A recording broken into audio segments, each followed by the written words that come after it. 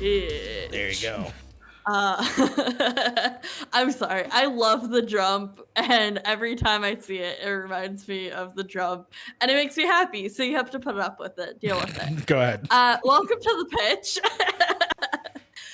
Today, I'm going to talk to you about a little movie that released yesterday called Coda. If you don't know what Coda stands for, it's Child of a Deaf Adult. And so this is a movie that was produced by Apple TV, and it's streaming and in select theaters. Yeah. Across the US this week.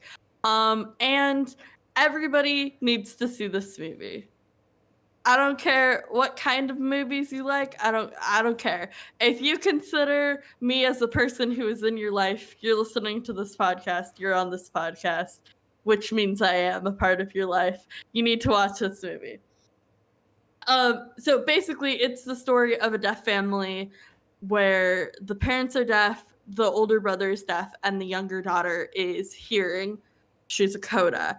And it's about their story of like her growing up being the interpreter for the family, et cetera, and just seeing them grow as a family. And it's, a great story, a great representation. It's the only time I've ever really seen a majority deaf cast in a major movie, ever. And so that's incredible. That's such a great achievement. And I think that's really great. I will say the movie is not perfect by any means. And it's really important to me as a person to celebrate inclusion and representation, but also be critical of it, because just because we're included or represented doesn't mean it's perfect and doesn't mean there's room to grow. In the year of our Lord 2021, being included is the bare minimum, and we can do better than that, right? We don't want bare minimum here. So I have 3 critiques of the movie in general that I want to give hearing people before they watch this movie. Before you go in, no spoilers. 3 things I want to point out that you should be looking for when you're watching this movie.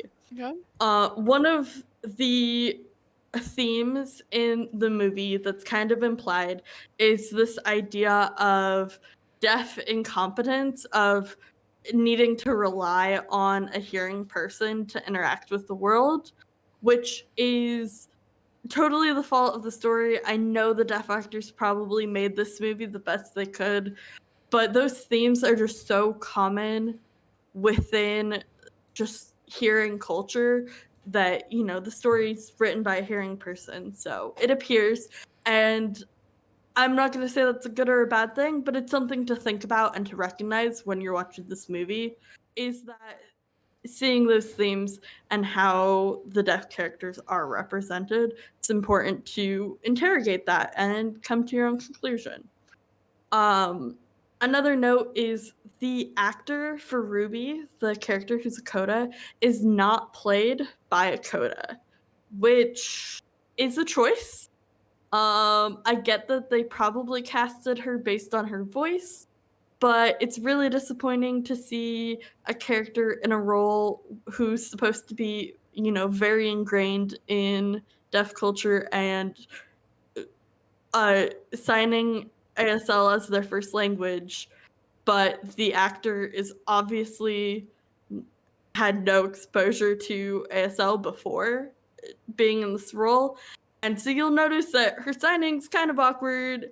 None of it's wrong. She obviously worked with the ASL masters a lot on this film.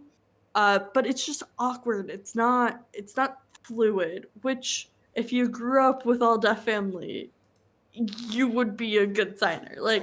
So that was something that broke the suspension of disbelief a little bit for me. And it's really disappointing that we didn't get to see a Coda in that role, or even somebody who had previous ASL experience.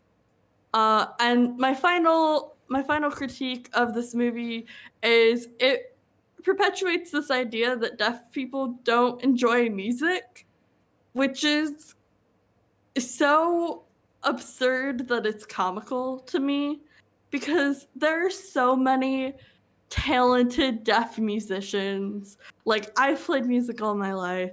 Like, you have wonderful musicians like Sean Forbes and Wawa who are making great music. Like, deaf people like music.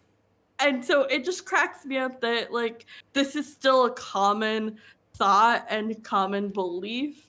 And you see that in the movie, that there's some of this idea that, like, deaf people don't enjoy music, which I'm sure there's plenty of deaf people who totally identify with how the relationship to music is portrayed, but most of the deaf people I know, and myself included, we love music. So that's a little bit of something to think about. But this movie is great.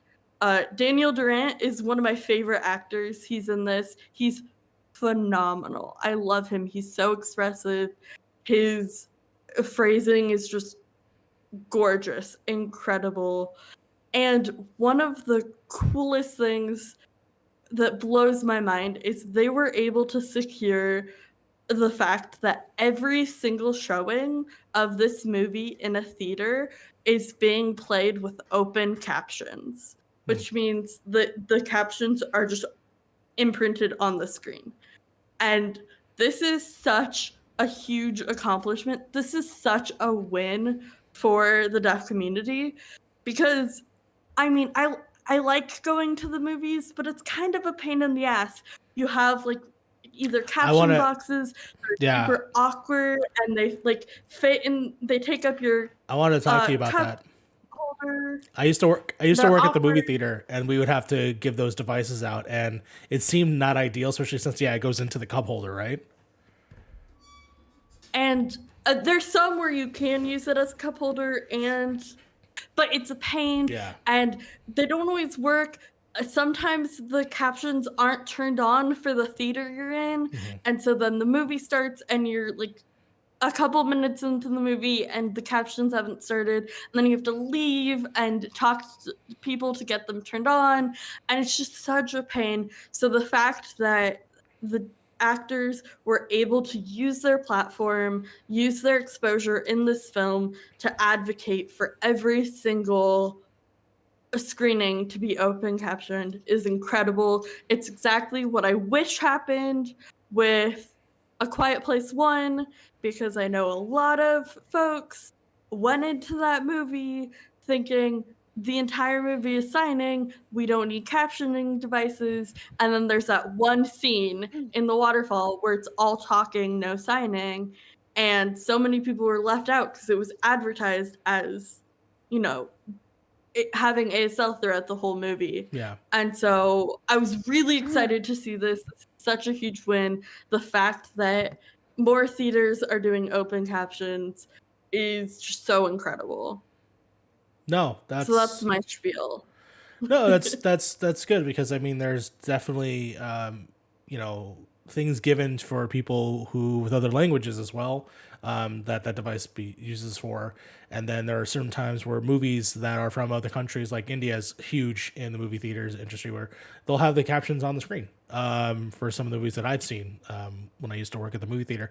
And yeah, I also have been the one that's given people those devices in the movie theater, and they're just really not ideal. So for them to be projected actually on the screen is really great. And I do agree with you when it comes to A Quiet Place, where everything is pretty much signed, and then there's that one scene where it's just them talking, and then one scene, and that was so frustrating. It's an important scene. Yeah. So I want everybody to watch this movie, and it's, a coming of age family story, and that's not everybody's jam, but I think it's really important to bettering ourselves as humans and learning other perspectives and seeing stories from cultures outside our own.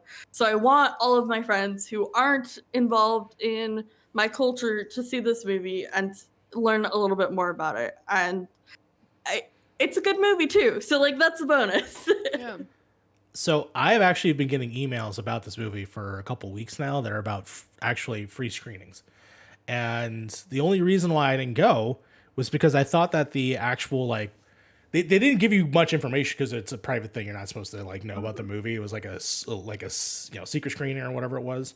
But they just show an image of a family and that's it. To me, it was just plain Jane, just like super like. And then when you look at the film, I mean, there's definitely characters that are definitely that dynamic that I watched in the trailer. I showed the trailer off while you were speaking, and I just wish that that I even had this piece of information in the first place, and I would, because I had no idea what the film was about. The fact of the title, and I wish that the marketing, at least that I've seen, was a little bit more expressive for that. Luckily, now having you speak that to me, and then I watched the trailer, I have more context, so now I understand more. I definitely hope that this is an opportunity for people to take a look and see this. It is on the Apple TV service. I saw it today when I was watching Ted Lasso. So for everyone, if you have an iPhone and you haven't tracked in on your free subscription, it is there available to you. Or if you're looking to upgrade this summer or upgrade, in October, you'll get another chance and you'll be able to watch this film too, because you'll get a free subscription. So definitely use those. If not, it's $10.